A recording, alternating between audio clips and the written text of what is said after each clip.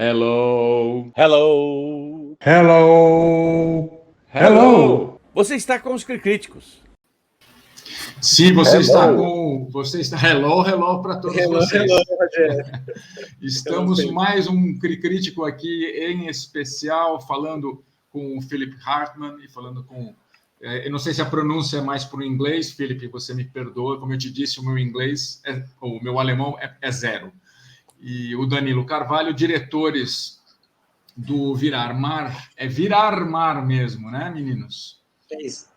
Então, sejam bem-vindos. Eu quero começar passando, na verdade, uma reação de público aqui. Eu gosto de assistir aos filmes como público, né? Tentar o olhar do público. E eu vou contar para vocês que não saía da minha cabeça a música do Sai Guarabira. Não sei se todos estão familiarizados, né? O sertão vai virar mar, dá no coração, o medo Sim, que algum dia... Foi só eu? Isso é proposital? Acontece? O que vocês me contam? É uma reação única? Única, até agora. Ninguém fez essa relação. Mas tem a ver demais, assim. Inclusive, eu ouvi essa música durante esse processo, que não foi muito curtinho, né? A gente começou a filmar em 2013. Nossa. Então, deu tempo ouvir essa música e fazer alguma relação. Bom, eu queria então agora, desculpe a brincadeira, era mais para quebrar, né? Eu acho que essa daí talvez o Philip consiga responder. Winds of Change, assobiado, a música da banda Scorpions, assobiada ali, de quem foi a ideia? Da personagem, assim, nisso é documentário total nessa cena, porque a gente filmou o que estava acontecendo, então ninguém... Eu nem sei se é Winds of Change, mas parece, né? É uma coisa que ela assobiou nesse momento e... Exatamente. Modéstia à parte, eu tenho ouvido bom e eu acho que eu sou mais velho que vocês. Exatamente. Eu acho que eu sou mais velho que vocês e eu lembro bem dessa música, né? Além de gostar da banda, de gostar do Eu faço gênero. 50 esse ano. Truco. Eu faço 57, olha aí. Dizem que a gente não deve revelar a idade, né? Mas já foi, agora foi. E, meninos, então me falem um pouco desse processo. Eu sei que eu acho que vocês fizeram uma combinação necessária, né? Documentário, tem uma coisa da ficção, né? Do filme dentro do filme, mas acho que também tem cenas reais, não? Eu acho que são cenas, inclusive, feitas na Alemanha, né? Acho que o descongelamento ali tem umas placas de gelo. Me falem um pouco sobre essa combinação que vocês optaram. Falar, Felipe, ou pessoal? Não sei, eu estava pensando sobre a palavra cenas reais que você usou, né? Acho que qualquer cena é real, né? E nesse sentido, mas eu sei qual a ideia dessa palavra, que a gente usou personagens reais e transformando elas em atrizes e atores, e é sempre uma combinação, obviamente, de coisas mais encenadas e coisas mais documentárias, no sentido de filmar aquilo que está acontecendo nesse momento. Justamente essa cena que você mencionou, com placas de gelo, foi inclusive um amigo meu que filmou isso para a gente, falando dessa região que tem demasiada água e tem inundações e essas coisas. Então foi uma cena que eles filmaram, dois amigos meus, de uma forma encenada também, né? Porque aparentemente é um carro passando por esse gelo e essa inundação, e filmaram aquilo de uma forma também meio artificial ou artística, digamos. E é um pouco a linha do filme, de juntar várias abordagens, várias maneiras de ver e observar o mundo, de criar o mundo também, ou recriar o mundo. Enfim, como tantas facetas, matizes da realidade que tem, também se refletem nesse filme, nesse sentido. Né? Danilo quer acrescentar algo, Danilo? Essa cena que você citou das meninas representa muito bem muita coisa que a gente pensou durante o filme, né? Que é viver um pouco com as pessoas. Assim. A premissa do filme era essa, viver com as pessoas, filmar um pouco a vida das pessoas, que, de certa forma, tem essa... Acho que todos nós somos atravessados pela questão da água, né? Não só a falta, não só a problemática, mas o fato de necessitar, né? Tanto para lavar a alma, para poder refrescar, para poder viver, para poder se encantar. E também tem muito desse encantamento, assim, a água não é tratada nesse filme só como um problema, né? Como nessa cena que você mostra agora, o Josafá falando de um grande problema do sertão, né? Dos açudes e tal, que é a forma de vida do sertão, né? Que nós precisamos da água porque que é a fonte de vida, né? Nós da cidade precisamos da água, mas ela é a nossa fonte de vida, né? Lá ele faz o ciclo, ele explica de uma maneira muito simples, mas muito eficiente, né? O ciclo da vida, o ciclo da água, eu achei muito legal. É isso, se tocou nessa cena das meninas como uma representação mesmo do que a gente honrou no filme, assim, essa sequência aqui é inclusive uma homenagem a um filme que a gente gosta muito, Luz Silenciosa, que tem uma cena das meninas que olham para a câmera, assim, e essa cena não foi dirigida, a gente não pediu isso, e elas sentiram essa necessidade de encarar a câmera, assim, e isso, assim, como o assovio da menina, né, isso a gente foi sentindo as situações que deveria incorporar como narrativa mesmo, como coisa que a gente pediria isso, a gente queria isso, sabe, e aconteceu, então muita coisa foi sendo conduzida dessa forma, a gente vivia um pouco com as pessoas, entendia um pouco a dinâmica delas, e propunha muitas vezes uma refação disso, mas à maneira delas, no tempo delas, na hora delas, entendeu? Então, quase todas essas cenas que aparentam ser bem ficcionais, assim, elas são também naturais, elas são também cotidianas, entendeu? A maioria delas são cotidianas. Você falou, então, que o trabalho em cima desse projeto começou em 2013. Eu imagino que, inclusive, para vocês acompanharem, né, essa mudança, digamos, geográfica, né, tanto na Alemanha quanto no Brasil, foi por isso que os trabalhos começaram há tanto tempo? Eu acho que a ideia começou há bastante tempo e, claro, porque a gente também trabalhou em outros projetos nesse meio tempo, né? Então demorou uns anos.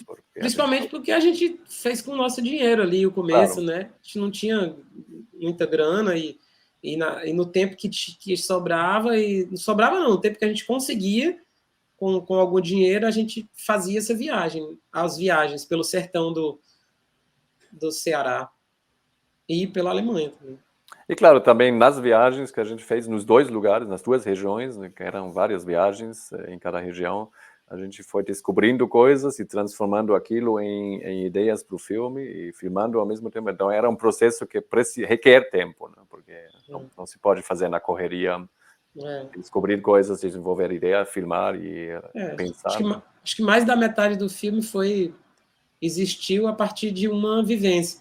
Aconteceu ali. A gente ia atrás de uma coisa e conseguia outra coisa e te despertava um outro lugar. Por essa chuva que está atrás de você aí. A gente chegou num dia super ensolarado, com outra dinâmica, uma família que mora aqui na frente desse visual, e a gente foi filmar uma outra coisa e, de repente, tudo muda, assim, e esse cenário apareceu na nossa frente e a gente foi absorvendo, assim, né, as coisas com o tempo também, levando em consideração o tempo das pessoas, o tempo Então, existem cenas bem dilatadas no filme ali, que traduz um pouco do tempo de cada pessoa que está ali. A gente quis um pouco representar isso de uma forma mais realista com cada personagem. Assim.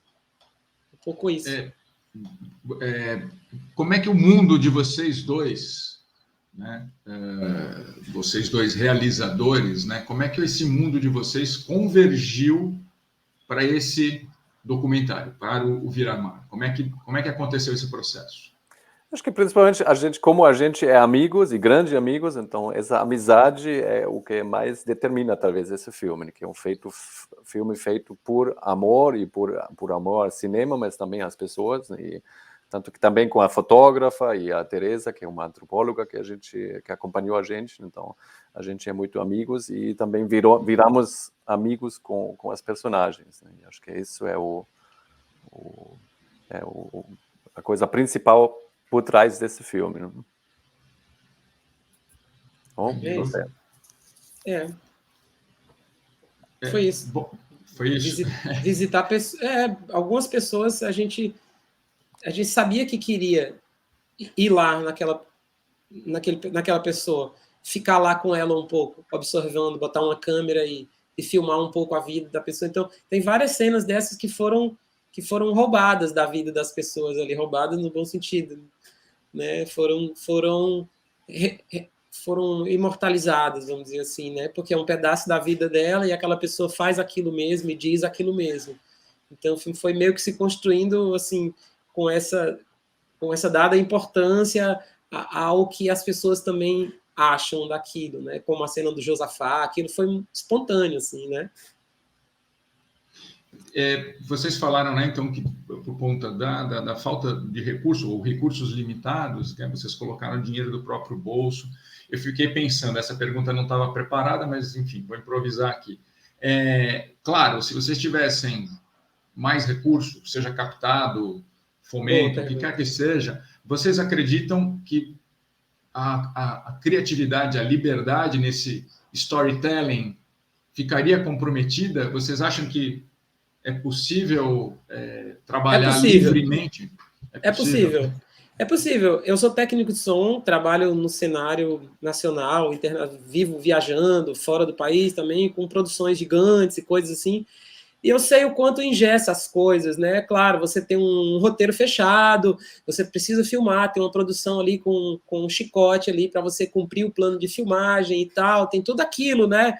E com os departamentos bem divididos, né? O pessoal da câmera, 10 pessoas, som, mais tantas pessoas, arte, não sei o quê, tudo muito dividido, tudo muito bem setorizado, marcado. Claro, tem filmes que só se realizam assim, né? Então, eu não sei até que ponto a gente cabia num carro, a gente cabia num Fiat Uno, pra você ter uma ideia. Então, assim, eu não sei como seria isso com 2 vans, um caminhão de maquinária, pessoas se hospedando num negócio, se a gente conseguiria ficar 6 horas num lugar esperando um plano, sabe? Sim. Se a gente conseguiria subir uma montanha de pedra, chegar lá no final do dia e fazer uma sequência que, sei lá, não entrou no filme. Ou, sabe, esse tipo de coisa. Ir para uma lagoa com essas meninas aí, sem saber o que vai acontecer, e, de repente, elas trazem uma coisa linda e você acha aquilo forte e conduz isso de uma forma muito generosa com elas, assim, o que elas gostam, o que elas querem, elas vão trazendo, a gente vai conduzindo, e isso não dá certo com a equipe grande, não dá certo também com relação de dinheiro também, porque tudo vira dinheiro, tem sindicato, tem horário, tem hora extra, tem não sei o quê, então implica sim, com certeza, mas tem filmes e filmes, assim, esse formato de filme que a gente quis fazer, ele é um filme de muita liberdade, inclusive criativa, todo mundo criava. A gente fazia uma cena junto, a diretora de fotografia trazia a questão, o Felipe, eu, a Teresa que escrevia os próprios personagens, e essa cena ia se criando, assim, é isso a cena. E, claro, a gente no final dava a palavra final ali, pô, é isso, vamos fazer essa cena, mas era uma cena que se construía, assim, na amizade, no bom senso, no tempo das pessoas, sabe? Então, eu acho que nesse sentido, nosso filme não é tradicional, não tem esse, não segue essa linha industrial de formato, né, que é o formato com mais grana, né, que você perguntou. Não sei se eu respondi. Sim, pelo amor de Deus. Essa vai para o Felipe, então, porque vivendo em primeiro mundo, né, você imagina que a cinematografia funcione, né, a indústria do cinema funcione de outra maneira na Alemanha.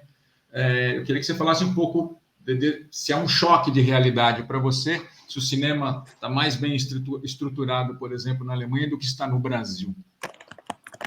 Olha, não sei, eu não faço parte da indústria do cinema, então a indústria, o meu estilo de fazer cinema é muito parecido, acho que com o estilo de fazer cinema no mundo inteiro, dessa forma de cinema, né, que é uma forma mais artística e menos convencional, comercial, né? Então, eu nem sei como são as estruturas na indústria do filme, porque eu estou acostumado a sempre trabalhar com baixíssimo orçamento e eu gosto muito disso, assim como o Danilo acaba de falar, que eu acho que até pode ser que seja importante para fazer esse tipo de cinema, né? Inclusive, hoje pela manhã eu conversei sobre isso com minha namorada, que é realizadora também de documentários, e sobre como seria trabalhar com um grande orçamento, né?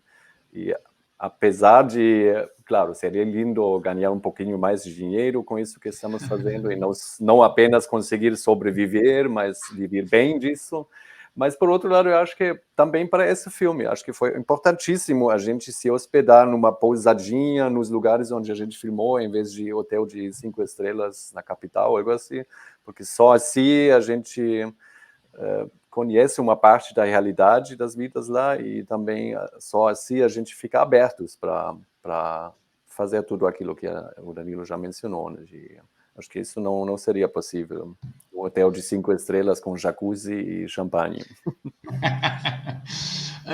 Ao mesmo tempo, nós sabemos que, né, vocês passam uma mensagem muito importante, muito atual, a gente já vai chegar nela, mas, ao mesmo tempo, eu imagino que para um realizador, o desejo de vocês é que muitas pessoas assistam à obra que vocês criaram.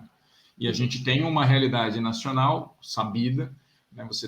Você coloca o seu filme que tem um orçamento menor, que tem uma distribuição menor, frente a um blockbuster predominantemente americano. Como é que essa luta para vocês? Vocês não se incomodam de ser o Davi frente ao Golias, desde que vocês cheguem a um público?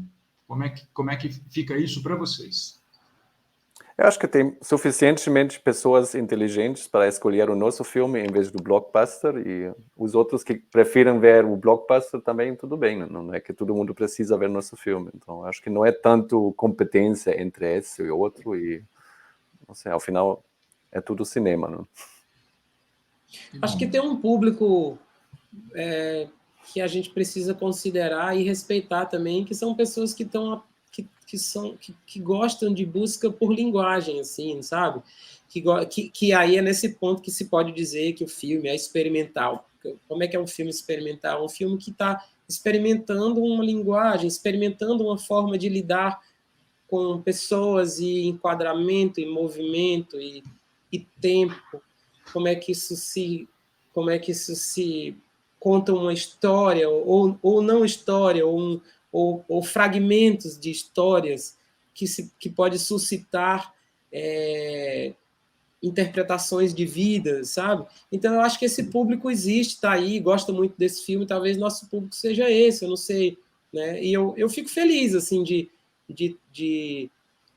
ter junto com o Filipe, que é um grande amigo, um trabalho que atende a esse lugar, que fica nesse lugar de cinema, assim, um cinema de questões. Acho que as pessoas talvez saiam com mais questões do filme do que, sei lá, entendendo alguma coisa ou com alguma mensagem, alguma coisa desse tipo, né? O filme não vai por esse caminho, ele vai por um caminho de observação, de sensação, de não entendimento, que eu acho que isso é interessante, porque o caminho de entender, você perde muito tempo e deixa de sentir, né? Então, quando você se entrega e simplesmente deixa de entender, talvez você consiga, no final, sair com algo interessante, que pode se chamar de entendimento, mas não, sabe, que não é uma narrativa tradicional, que te entrega as coisas como uma história, enfim. Mas inclusive, acho que falando de público, acho que é importantíssimo que, pelo que entendi, a Sessão Vitrine trabalha também com um esquema de ingressos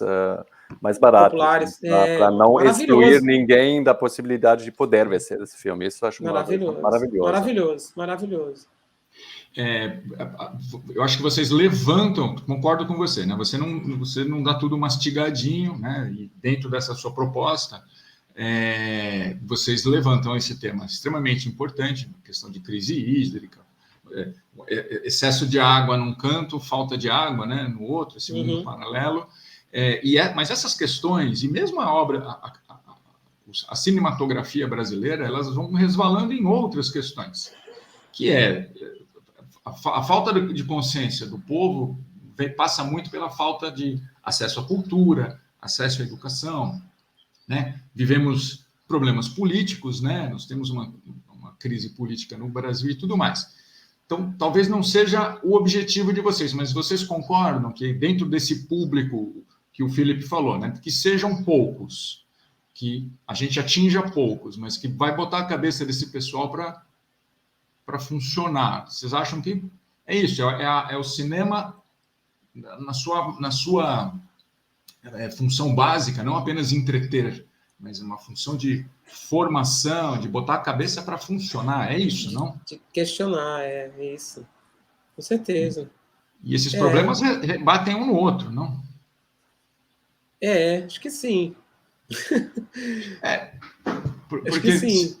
Se você não tem, por exemplo, uma política nacional brasileira que é ambientalista, nós estamos batendo no problema de água.